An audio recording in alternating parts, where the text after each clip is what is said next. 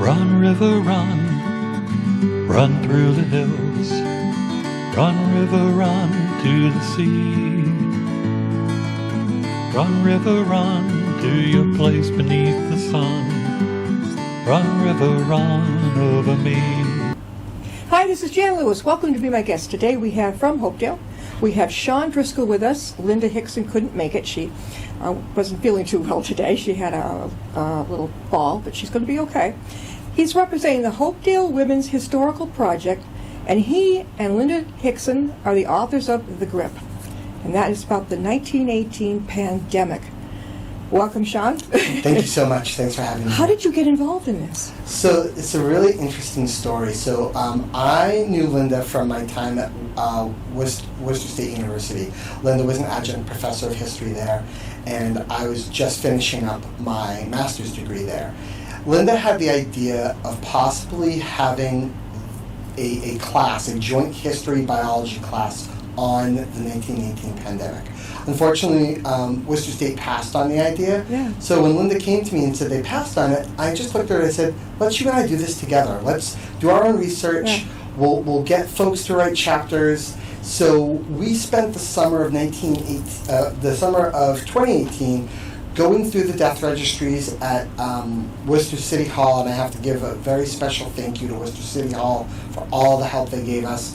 And we brought people in to write chapters on decedent affairs, on cultural and social issues, on journalism, nursing, and one of the really very happy aspects of this book is we wanted to take the list of people that we accumulated, about 900 plus deaths over an 18-month period, and we wanted to give them a voice. So we enlisted students from Worcester Public Schools and Worcester Academy to write mini biographies on these people. They did their own research with the information we had, and they crafted 500 to 1,000 word biographies.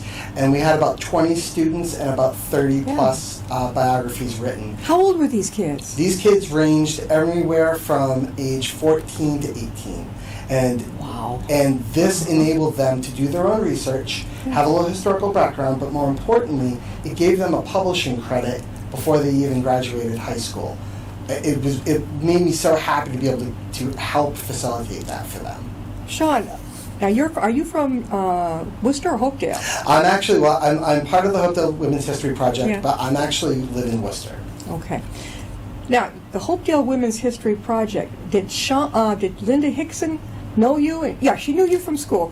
And so she contacted you, and the two of you worked together on this. You got the kids to do a lot of research, yeah. and the book is called The Grip. Wait till you see the cover of it. So You didn't bring it with us, but it is The Grip, the 1918 pandemic, and a city under siege. Unbelievable. First of all, what is the Hopedale Women's History Project? So the Hopedale Women's History Project is a nonprofit organization created by Linda, Yep. and it was a way to look at the history of Hopedale through really first-person research and a lot of local history. So the members of the board and others that work with us are local historians, people who really want to get to the heart of areas like Hopedale and Upton, Milford. We feel that there's a lot of history in Worcester. There's a lot of history in this area that needs unearthing, that needs a light shown on it. So Linda's newest book that's coming out is a book that deals directly with the Draper industry. Yeah, that thing is gone now, boy. Yeah, that was a sad sight to see. Yeah. But we're happy just doing a lot of work that shines a light on local history. Do you know Tom Baer? He is in our historical society right across the No, aisle. I've never had the pleasure, no. But Well, that's yeah, I someone, think I'm a historian, so Oh, you would come up and meet him sometime and talk and the whole 9 yards. Now, the Women's History Project, authors of The Grip, and it is the 1918 pandemic. There'll be a copy of the book down in the dedicated local authors section of the Upton Library. But how else can they get it? So the best way to get this book is through Amazon. You are able to, if you type in the search engine, The Grip 1918 Flu, you'll find our book right away. and you'll be able to order it through there. I'd also like to offer that we have this book in several bookstores in the area and in Boston. In Boston, the best place to find it would be at Trident Booksellers, but several bookstores I'd like to mention. We have our book at Root and Press on Chandler Street in Worcester, at Tatnick Booksellers in Westboro, and at Tide Pool Bookstore on Chandler Street as well in Worcester. Those, I love Tatnick. They're all good, but I love Tatnick. You've been in there, right? We actually were just lucky enough to have a book premiere at Tatnick. Did you go in the large room and We went into the large room. It was so wonderful. They were so great there, very friendly, very, Right. We've so enjoyed having our book in local stores. We feel that that's also super important to make sure that the local bookstores are also embracing local authors, and we have had just such a great relationship. You would love the Book Lovers Gourmet over in Webster. I know Deb Horan is the one New who owns store, it. all right. I'll be helping you. That's You great. really got to get it out there. Absolutely. So the cover of the grip, when I first saw it online, I'm like, oh my God. Is it the Grim Reaper? So it's a Grim Reaper, but it's not really the Grim Reaper. It's sort of meant to show just how much medicine was sort of growing, and how this was such a virulent and deadly disease. We're sadly living through and hopefully coming out of the other end of a terrible time with medicine and plague and pandemic. But we're looking at 100 years in the past, and they were going through similar things, if not worse than what we were experiencing today. The death rate was higher, and this was more virulent, and it decimated whole families in the span of days. I wonder, how did our grandparents get away with not getting this? Was it mainly on one area of the country? So it's funny you say that. So we were actually talking about this and figuring out, when we were looking at this, why did this only truly affect your teenage to sort of middle age? I mean, this was a very what would be called a cytokine storm. Yeah. So the more healthier you are, the more virulent it is. We feel that in the late 1800s, those who were elderly or late to middle age or elderly had their own experience with some sort of a flu virus, which then gave them a bit of inoculation against this. Yeah. When you look at the numbers and the ages, it's the youth, the 20s to 30-year-olds that bear the brunt of this. All right, so I'm thinking back. My father was born 1920, Mom in 21. They just missed it. But their parents, they probably could be in the 20s to 30s. Their parents, so maybe... So late 1800s, turn of the century, they might have been... We feel that the research and research by others that we've uncovered shows that there was a sort of deeper inoculation against this. You don't find a lot, I mean, you do see some, but you don't find a lot of elderly people. Unlike today, where the majority of people that have COVID are elderly, and the youth actually, maybe comes out a little better, you don't have that in 1918. Shawn, what's the difference between the COVID and that 1918 pandemic? Well, both are H1N1 viruses, but the main difference is the question of how quickly it spread. So COVID, we knew, was like a 2-week, if it was going to go away, it'd go away in 2 weeks. If it was going to hurt, it was going to really hurt you and put you in the hospital. The 1918 to 1919 influenza, you got it and you could be dead within 24 hours. To just give you a general, not gross-out idea, your fluid filled up in your lungs. It could lead to various forms of pneumonia. In fact, I should mention, we counted about 900 people during our research. Yeah. If you add the people who had lobar or bronchial pneumonia, that number doubles, if not triples. Did they have anything to treat it?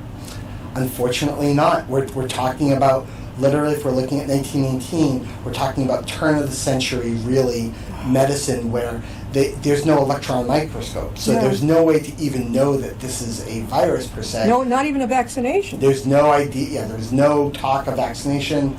And just to show you how strongly virulent this was, the mayor of Worcester, Per Holmes, who was part of the Swedish population, he got it. and there's anecdotal evidence that suggests that maybe the President of the United States, Woodrow Wilson at the time, Who also was died. that? Woodrow Wilson. And you think he might have got, but he survived? There is anecdotal evidence saying that he might have, but we know Per Holmes in Worcester did. Did he make it? He survived. Yes. Huh. That's amazing. I think Hanneman, off of Lincoln Street in Worcester. Yep. That's where my father was born, and his mother. That's the old part of Hanneman. Gee, that was there then during. One of the so several of the hospitals in Worcester, Hanneman, Memorial, were very heavily influxed with flu patients. We are talking with Shawn Driscoll, and he and Linda Hixon created a book called The Grip, and it's about the 1918 pandemic here in the States, and he is part of the Hopedale Women's History Project, and he's telling us about this. How long did it take you to get this together? So this is a really funny story. So we started this in the summer of 2018. By 2019, we were still doing work. We had assigned our chapters. Our students were working on stuff. But I'll admit, I got involved in school. I'm now a fourth-year doctoral student. Yeah. Linda was working on another project, and by January of 2020, we still hadn't figured out when we were going to put the book out. Yeah. So her and I met up and said, you know what, we missed all the anniversaries. Let's just do it. Let's just get it out there. We can't really tie it to anything. It's going to be, it'll be fine. Right. That was January of 2020. Yeah. 2 months later, we're in the middle of our own pandemic. And Linda and I looked at each other and said, this is going to land a lot differently than we ever thought it would be. Exactly. And certainly enough, a lot of the talks and interviews we've had about the book have really been more about, oh, did you tie it to this? And how can you do that? It just happened. But we are happy that our book offers a little bit of history and a little bit of, in a weird way, comfort to know that this country has gone through this before. Yeah. Hopefully it never has to go through it again. But I like the fact that we know a little bit more historically about how a nation reacts to a pandemic. Shawn, again, how can they get in touch with your book and in touch with you? We would be happy to take any inquiries on the book. You can reach us at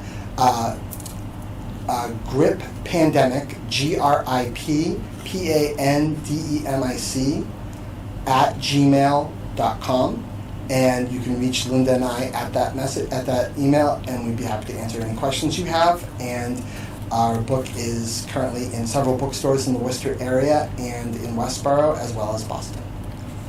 If somebody was interested, one of us girls was interested in the Hopedale Women's History Project, how would they get in touch with someone? You can also reach Linda Hixon through the same address, Yep. And she would be happy to answer any questions that you have in regards to the projects that Hopedale Women's History Project is working on. That's awesome. When do they meet? We meet. I'd say every few months we meet to discuss projects, what's happening, what kind of history we're looking at, and we're just, we're very happy to do this work. Are you doing your doctoral? I think you're at Umass and Lowell, right? Are you doing that history?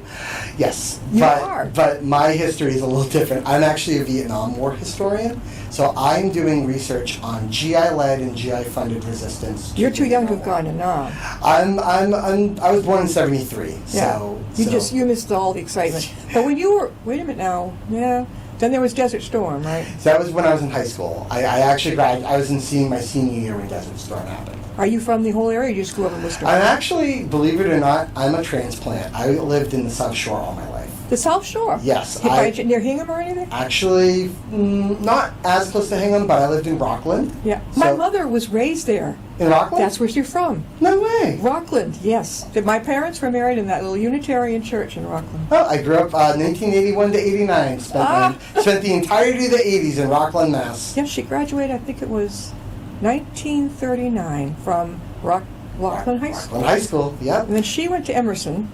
And Dad that's where they met. They were both in English class in Emerson. Very nice. So that was it. Now why did you choose UMass and Lowell? So when I was looking at schools, I wanted to find a program that was what I like to find as an interdisciplinary program. Right. I have my master's and my undergraduate in history. I could have gone to a PhD in history, but I wanted something different. UMass Lowell and the Global Studies program in which I'm in offers the ability to have multiple opportunities in different fields. So I currently teach in the political science department, but I also taught last year in the history department. That's So quite a hike from what, Worcester up to Lowell. it's about 45 minutes, and I go fairly early, so I'm not hitting any traffic. You're not getting any traffic at all. Not at Now, all. are you and Linda, there's another book coming, which is going to be yours alone. Are you and she working on another one? No, the group was our book that we did together, and I'm very honored and very happy to work with her. But Linda's working on her own books, and I'm working on my own. And with the Hopedale Women's History Project, we will be able to push more ideas.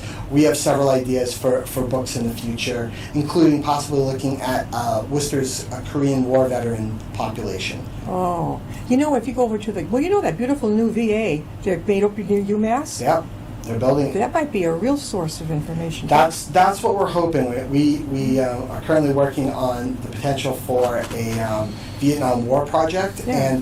and Linda has done extensive work in both World War I and Civil War in Worcester. Mm-hmm. One of the books I'd love to mention is a book that Linda created called They Ventured Far, Yeah. in which we looked at the memorial inside Worcester Memorial Auditorium. I don't know if people know this, but there is an actual walled memorial with the etched names of 330 plus World War I veterans who died. World War I. World What about War I. Civil War, no? Civil War, Linda had created a book on Civil War, but this one, the They Ventured Far one, was interesting because Worcester Memorial is actually closed to the public. So it's a war memorial that you Yeah. can't even visit. And we wanted to share a little light on the names of those people on that wall. Have you read her book on the Civil War? I've read it. It's wonderful. Okay, the reason I'm taking a sudden interest in this Please. is because my great-great-grandfather, Benjamin Jocelyn, was the founder, creator of the Jocelyn rifle during the Civil War. Really? His rifles went to the government, and they would give them to the soldiers. Wow. And he was basically from the Worcester area. Yeah. I think in his armory was down in Stonington, Connecticut. I don't know why he chose that, but he did. There are a lot of places in Connecticut that are armories and I wonder if she knew, but what if she wrote about him or she not? might have, yeah. If he was a Worcester, if he was a veteran from Worcester, most likely. He wasn't the vet himself. He's the one who founded that particular Jocelyn rifle with the monkey tail up top, whatever. He was known for that. I don't think he fought in the Civil War, but that's what he was doing for the government. Gotcha. Yeah. Yeah, that's interesting. Have you been over to the Antiquarium Society? Yes. What do you think of it? So I love the Antiquarian Society. I think it's great. Unfortunately for me, my history that I deal with is living people, Yep. and the Antiquarian Society deals with those past. So they're sort of, the work they have there probably ends early 1900s. Yeah. And so unfortunately, as I'm a Vietnam War historian, it's kind of hard to find stuff. But I have friends that are Civil War historians and turn of the century, Gilded Age. Tons of available great things for the Send those Civil War ones, especially out here, because I would love to have them on. Really. That of all the wars, that really fascinates me. That was mostly right on this coast. Us. If you want an interesting factoid, there's one place in Massachusetts that has more standings pre-Civil War buildings than anywhere else. Nantucket, Massachusetts. Really? The majority of buildings on Nantucket were built pre-Civil War. Why? I didn't see that. There's been fires, there's been structural things, but majority of the buildings have stayed the same. But why would there was the mainland. Back then we didn't have planes, so why were they shipped by boat? Nantucket, the buildings on Nantucket, remember Nantucket pre-Civil War was was the beginning of the largest whaling outlets next to New Bedford. So they built the houses and they built the stand. My dad was a carpenter, so he's telling me how. No idea. But the soldiers weren't based there. No. This is just the buildings. These are just like houses and businesses and such. Right. But it's funny that you're mentioning where soldiers were stationed. Yeah. We found that when we were doing our research that there were several. One gentleman in particular, Walter Roach. he's considered sort of the first person in the Massachusetts area to get the influenza. Yeah. And he came from a base. He was coming back from the war. He came from a base, and From the base in Nantucket? No, from I believe it's Hanscom, but don't. Hanscom Air Force Base? Yeah, I could be wrong. Don't quote me on that. But he lived on a base. He came home, got sick, gave it to his mom, gave it to his dad, and yeah. Where did that Spanish flu or Orient from? Where did it come from? So during World War I, Spain was actually neutral. Spain did not fight in World War I, and so it should be known that the Spanish flu, as it was called, Yeah. was a worldwide flu. Influenza was everywhere, including Spain. Research has shown that the United States and Britain, maybe in order to give throw a little dirt on Spain, called it the Spanish flu because they were unhappy with Spain's neutrality. They just named it the Spanish flu? Yep. Has nothing to do with Spain. Absolutely That's awful. nothing to do with Spain. So if anyone's wondering, no. It's technically called influenza, or the grip, as it comes out in various different forms across the world. Cause of death is the grip or la grippe. And it lasted a year, right? So the first cases start to show up in the spring, but you really don't have anything of a terrible nature till about September, October, November of 1918. October being the worst month of it.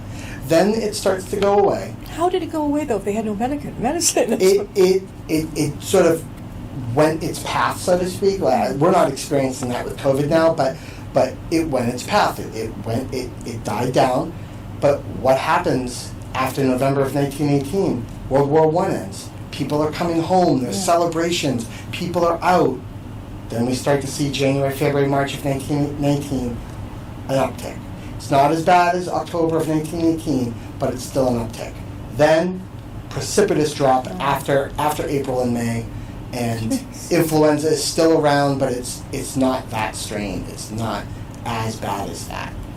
We're talking with Shawn Driscoll, and he and Linda Hixon compiled a book called The Grip, and it's a paperback, I think, right? It is. It's a white cover with a black skull. And is that a scythe behind his head? It's a scythe, yes. About the pandemic, the 1918 Spanish flu pandemic, and it didn't come from Spain, I guess, but they're part of the Hopedale Women's History Project.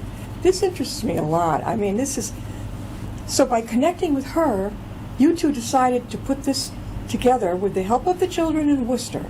Yep. They would graduate with that. Was it with an honor? So most of the children that worked on the biography parts were at the time seniors, juniors, sophomores. Yeah. So we wanted to get their work done and ready to go so that we could have them as authors in this book. And the book was published in June of 2020 by Dutcher and Ellsworth, which is Linda's imprint, and we were able to help these students have a writing credit that they could put on their resume, they could put on their CV. We were honored to be able to do this and to give them, also as important as that, give them the opportunity to do their own research. Right. They were able to go and do primary and secondary source research. One of the stories I'd like to quickly share with you, Sure. one of our students, Gracie O'Leary, she was from Bolton. She was a freshman at the time. Mm-hmm. She found the story of Ella and Flora, who were twin sisters, who died on the same day at 25 years old on opposite sides of the city. That same day also happened to be their birthday. And it was a pandemic time? It was the pandemic. They were both died from influenza. Both were married. Both had their own families. Yeah. And they both died on the same day from influenza. On both opposite sides? Opposite sides of the city. And they were 25 years old? 25 years old.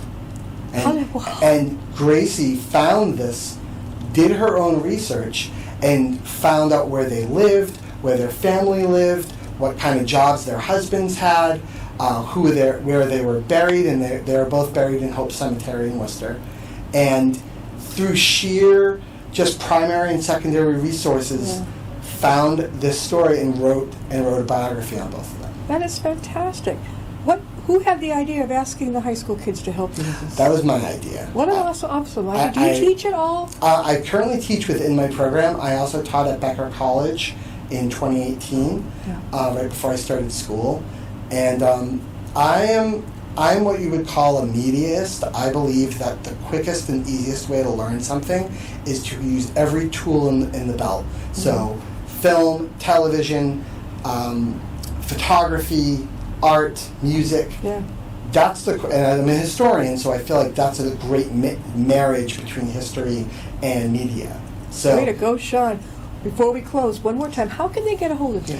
You may reach us at grippandemic@gmail.com. That is grip, G-R-I-P, pandemic, P-A-N-D-E-M-I-C, one word. And you can reach Linda and I there, and we'd be happy to share any information we have about the Grip book, Hopedale Women's History Project, and we'd be happy to answer any questions that you have. Did the Spanish flu hit this area too?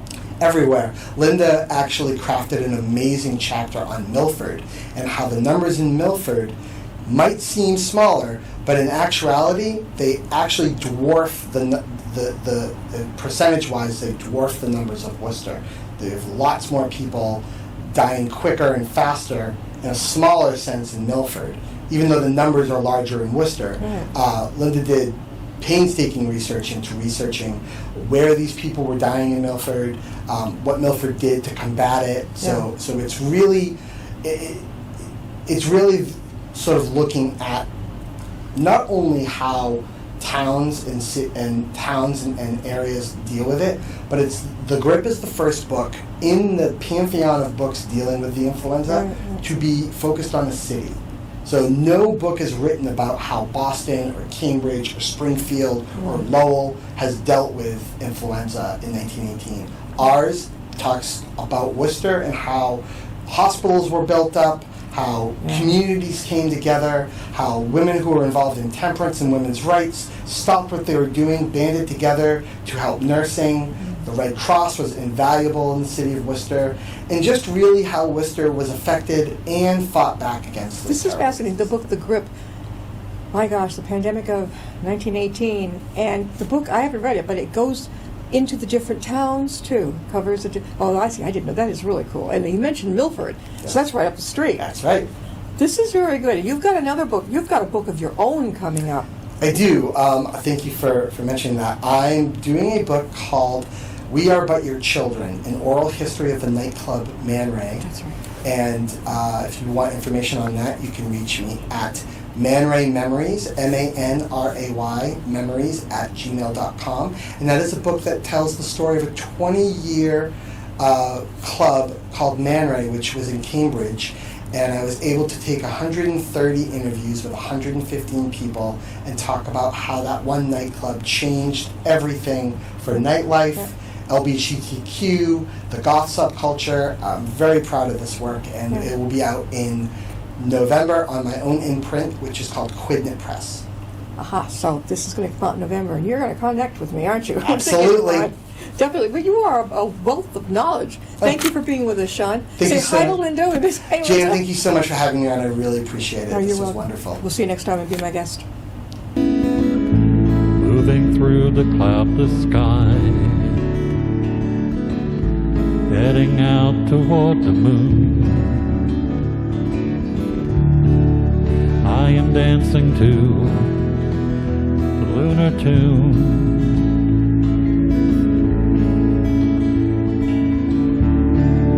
Life goes by so quickly, time just slips away.